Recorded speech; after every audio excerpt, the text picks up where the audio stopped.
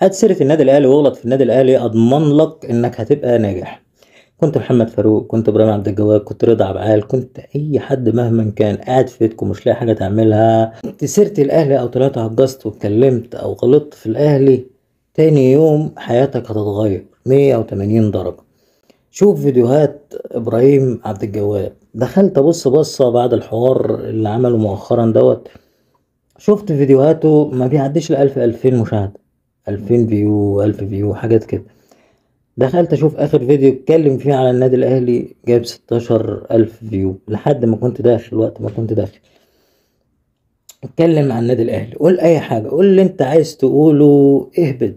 لابس بقى بدلة وكرافتة، كنت شبه رضا عبعال وشبه ابراهيم عبد الجواد. مهما كان شكلك، مهما كانت طريقة تفكيرك او الطريقة اللي انت بتقدم بيها نفسك للناس، الا ان في الاخر كرهك او حقدك او غلك على الاهلي هيبان، هيطفح على كلامك. هل صفقة موديست هتنجح في الاهلي او مش هتنجح؟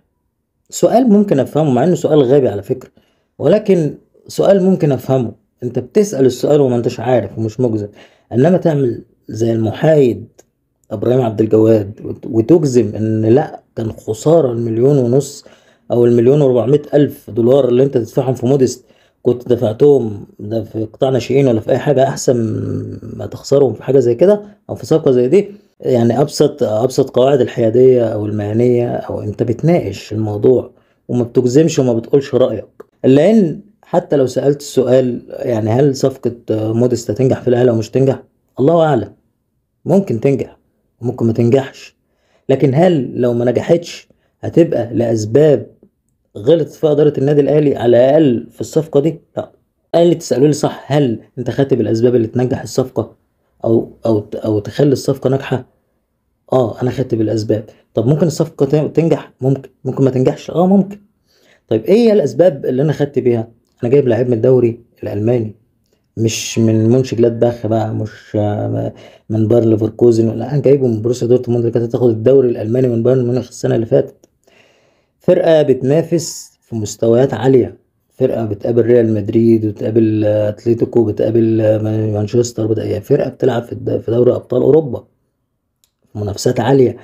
كوره غير اللي احنا، يعني كوره اللي احنا اخرنا نتفرج عليها، نجيب اشتراك بين سبورت كده او نخش نتفرج على الاسطوره، يعني ده اخرنا، ده اخرنا اننا نتفرج على المنافسات دي. او الاهلي بقى بتاعنا، الاهلي بقى النادي اللي بيفرحنا ان هو اللي يدخلنا في وسط الناس دي. يعني دي الحاجه الوحيده بقى اللي بتحصل عندنا هي الاهلي. انما اتكلمنا في كوره او في مستويات عندنا مفيش. اذا انت بتقارن لي، بتقول لي لعيب عنده 35 سنه وتجيبه لي سنتين، ايه المشكله يعني؟ ايه المشكله؟ انت عندك هنا، ده انا يحضرني موقف عبد الواحد السيد لما اعتزل بانه كان عنده 60 سنه. نزل لعب في فريق في درجة رابعة في مطروح، يعني خدوه كده، يعني كان في بلده تقريبا، كان بيلعب مهاجم. انت متخيل الفكرة؟ كان بيلعب مهاجم. انا مش بشبه الاهلي بانه فرقة درجة رابعة، انا قصدي ان الفكرة نفسها انك تنزل لعيب من مستوى لمستوى اقل شوية في المنافسات.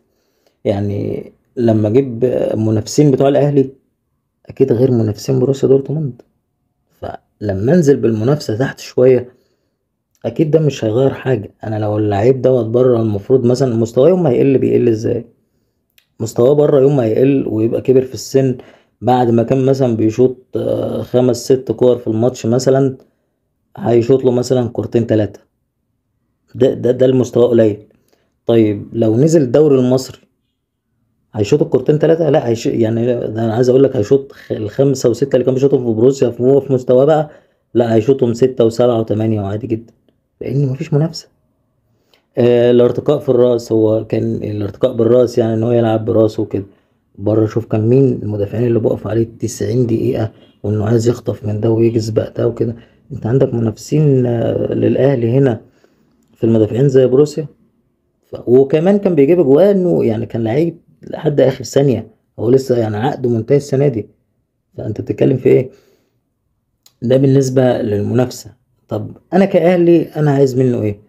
أنا كأهلي أتفهم إن أنا ممكن أبقى عايز من اللعيب حاجتين: حاجة فنية، وده في الأساس لأن أنا نادي جماهيري مش نادي استثماري وبس، أو مش نادي استثماري عموما. لا مش نادي استثمار وبس، الاهلي نادي استثمار وبيعرف يجيب فلوس. الناحية التانية ان ابقى عايز استثمر فيك، الناحية التالتة ان انا ابقى عايز الاتنين مع بعض فنيا، وان انا اعرف ابيعك بعد كده واسوقك. طب تسويقيا انا مش هستفيد بيك الا وقت ما هجيبك بس.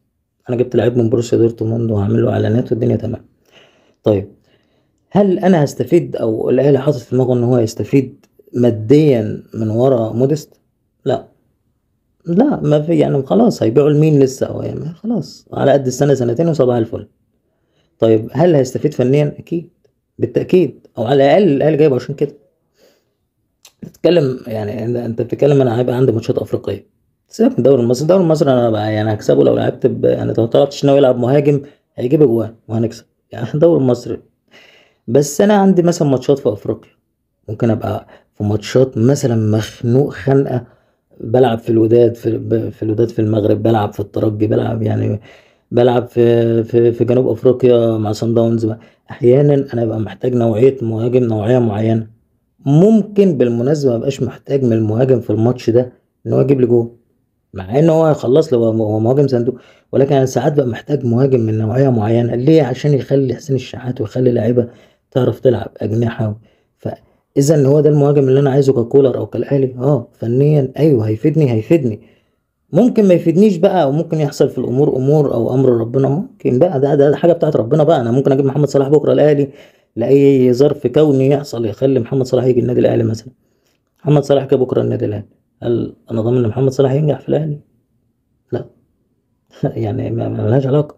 وانا اروح بعيد ليه؟ ده يعني مالودا اللي كان عنده 87 سنه من كام سنه وجه وادي دجله، كان نجم فريق وادي دجله. هل معنى ان هو النجم وبيجيب اجوان ولاعيب واحسن لاعب في المباراه في ماتشات كتير وحاجات كده، هل معنى كده ان هو بقى لو رجع فرنسا تاني او رجع دوريات في اوروبا هيبقى بنفس المستوى ده؟ تاكيد لا. كمان في حاجه عندك، انت لما بتيجي تطلع واحد زي رمضان صبحي ولا محمد صلاح ولا محمد النني ولا اي لعيب مصري عندك، بتشوف في الامل ان هو ينفع مثلا يحترف بره ويبقى حاجه. اول حاجه بيعملوها بره اول ما بيستلموا اللاعب ده بيعملوا ايه؟ بياخدوه يقولوا له كده انسى الكوره وانسى اللي انت اتعلمته، تعالى احنا هنشتغل عليك بدنيا الاول علشان خاطر تقدر تنفذ فنيا وتواكب رتم الدوري او رتم الفرقه اللي انت جاي تلعب فيها. اذا في فرق بيننا وبين الناس بره. انت مطلع يعني مطلع رمضان صبحي ولا مطلع اي حد من النادي الاهلي يسافر بره، لا بقعد وقت على بال ما يبقى يعني محمد صلاح اللي هناك دلوقتي هو محمد صلاح بتاع المقاولين، هو نفس جسمه، هو نفس هو نفس كميه الجري ونفس كل حاجه يعني؟ اكيد لا. محمد صلاح نفسه لما راح روما وبعد كده رجع تاني بقى تشيلسي، يعني لما كان في تشيلسي اقصد وراح روما، شوف رجع من روما عامل ازاي ولما كان في تشيلسي كان عامل ازاي. اذا الناس دي انت بتتكلم على لو لعيب عنده 20 سنة هتقارنه بلعيب عنده 20 سنة هنا؟ يعني لعيب 20 سنة هنا بلعيب 20 سنة بره؟ مستحيل. انت محتاج بره تبذل مجهود وتتأسس بقى كويس عشان تبقى زي زميلك اللي بره ده. اذا اللعيب اللي 35 سنة بره ده يوم ما يبقى وحش، يوم ما يبقى وحش ومستواه يقع وينزل، هيبقى النجم الدوري عندك ببساطة. لأن الكور اللي هيشوطها، الكور اللي هيطلع يجيبها براسه، كمية الجري، كمية هو يعني كأنك بالظبط يعني تجيب واحد كان بيجري 90 دقيقة جري وريتم وسرعة وارتداد وروح وهات وتركيز، والكرة مع الباك يبقى انا اتحرك له بشكل فلاني، الكرة مع نص الملعب يبقى اتحرك بشكل معين بتجيب كل ده تقارنه بالدوري المصري اللي بنلعب فيه على الواقف؟ ازاي يعني؟ فمن ناحية هينجح أو مش هينجح الله أعلم يا هيما. لكن من ناحية الأهلي أو إدارة الأهلي غلطت أو ما غلطتش؟ لا ما غلطتش. وأنتوا اللي مصممين تغلطوا يا كابتن إبراهيم. بس ده العادي، الناس فاهماكوا والناس عارفاكوا كويس وهو ده المهم.